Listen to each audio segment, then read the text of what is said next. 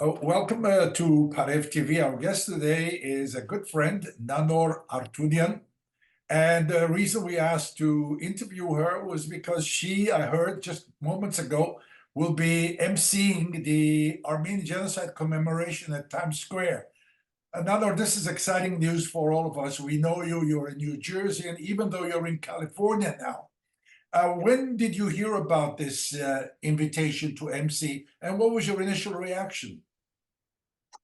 This opportunity was presented to me last month, and I was honored, and it's truly a privilege to be even considered for this position because, of course, growing up as an Armenian, it's, Armenian genocide recognition and just spreading awareness about it was of the utmost importance, particularly for me when back in the day, social media wasn't as prevalent, even the internet wasn't as advanced technology. So it was harder to get, my peers and my classmates and anybody around me to really understand the gravity of the matter and the depth of the denial that was really plaguing the Armenian community, as well as others that really pursue justice. And so it really feels like a full circle moment, particularly because, I also received a master's in law and diplomacy. And within that, I had a specialization in security studies and, conflict resolution. And so, of course, genocide comes up. And, of course, there are certainly many case studies that we can look to learn about it. But of course, the Armenian genocide is unique in its own right. And I'm happy to be here just as a drop in the ocean. Many of us do know you, and you have been very active in the Armenian community in the New York, New Jersey area. In fact, in 2010, I believe it was 14 years ago, you were on the stage at Times Square and you sang the national anthem. And you were such a young kiddo, and it's really a great honor to be asked to MC. I know now you're in California. You are a program coordinator at the Armenian Genocide Research Program at UCLA, and that's the Promise Institute. Could you give us an idea of what you do there? Absolutely, yes. So the Armenian Genocide Research Program was established within the Promise Armenian Institute at UCLA in early 2022. It is led by its inaugural director, which is Dr. Taner Akcan, who is a prolific genocide scholar and somebody that I truly think it's a privilege to get to learn from and work beside every day. And so under his guidance, as well as under the guidance of Dr. N. Karagosian, who is the director of the Promise Armenian Institute, and Hasik Batazarian, who is the deputy director of the PAI, the AGRP, which is our acronym, engages in research and scholarly activities pertaining to the study of the Armenian genocide during the early 20th century, as well as expanding to other genocides perpetrated by the Ottoman Empire. So that could include the Kurds, the Assyrians, the Greeks, many groups. So we really are trying to do what we can to spread awareness about all of those matters. No, we are referred to as the children and grandchildren, great-grandchildren of survivors of the genocide. Give us a brief account. How much do you know of your background? Where does it start? Well, I know my grandparents, they come from Adana as well as Hajan.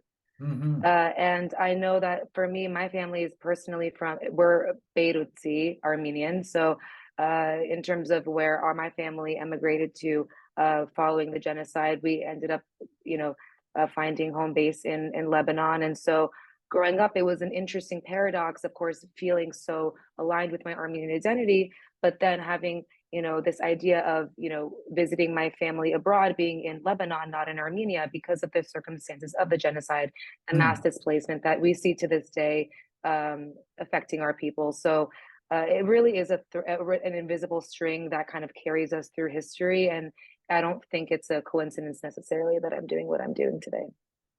No, only today I read that Prime Minister of Armenia, Nikol Pashinyan, said, "Nobody loves historic Armenia as much as I do, but I cannot love historic Armenia more than I love the Republic of Armenia present-day republic.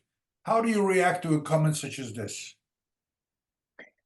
I think that the historical context of Armenia is part of what sets us apart from others. I know that, I always said growing up, and the way that I was so proud of saying that I was Armenian was, we are the first Christian nation, the first nation to adopt Christianity and to really make it a part of the fabric of our being as a people. So I find that even that, the history and the politics, both back in the day as well as contemporary, they go hand in hand. I don't think they're mutually exclusive necessarily. So I think that if we can use history to inform our actions presently as well as in the future, it could only be helpful.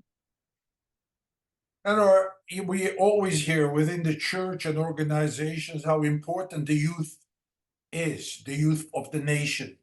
And we keep hearing sermons and advice. What is your message to people your age? What is your message you would like to get to them in terms of getting them more involved?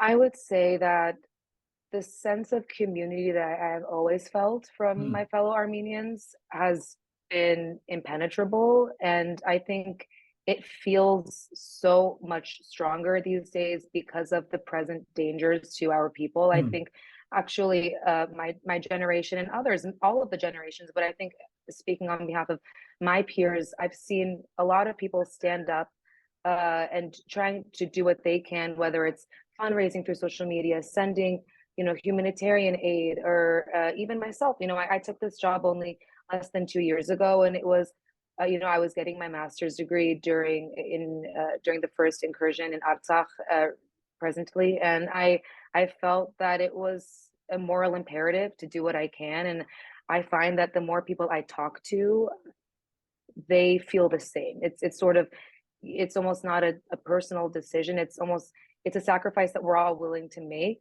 for the greater good. It's a sacrifice that we've seen generations before us make. It's why we are where we are, and it's why we haven't been diluted despite these, attempts to dilute us. And I have great hope, and I would just say to keep going and to communicate with each other and work together, because we can do more together than we can apart.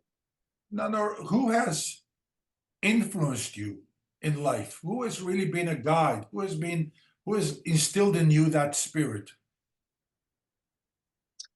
I would have to say my family. I think all of your passions and what you hold dear morally, ethically, these things do tend to start at home, and the way that you perceive your childhood, and the impacts that certain things have on you. And at least for me, I grew up in a home and an environment, as well as the community, the greater New York, New Jersey community, one that was welcoming, one that always was open to teaching, to learning, and that's something that I even find carries over to LA. I was, of course, unsure of what to expect once I moved, but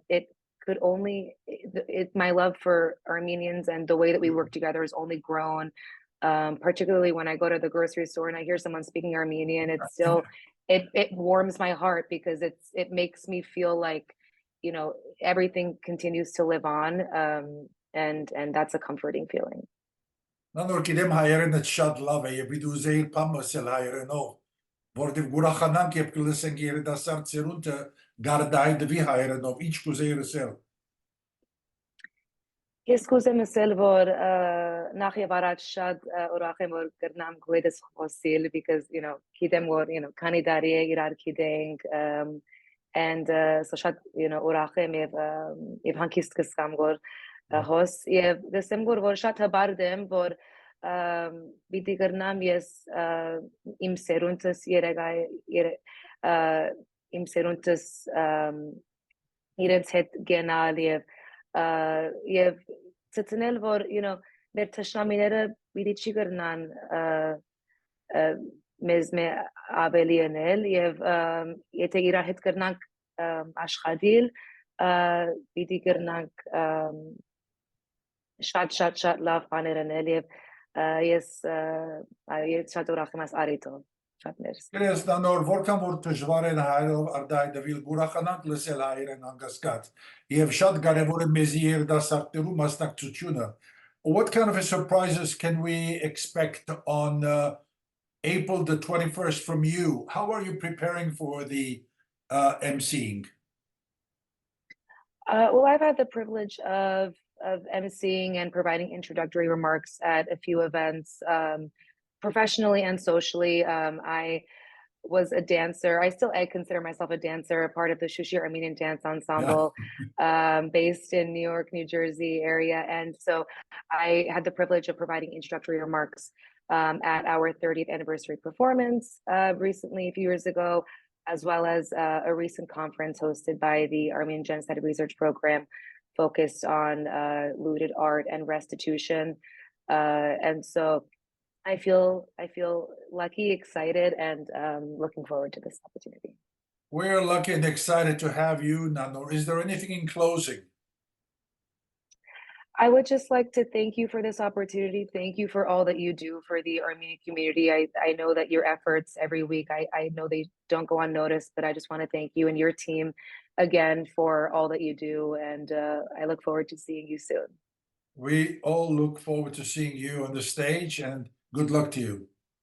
Thank you so much.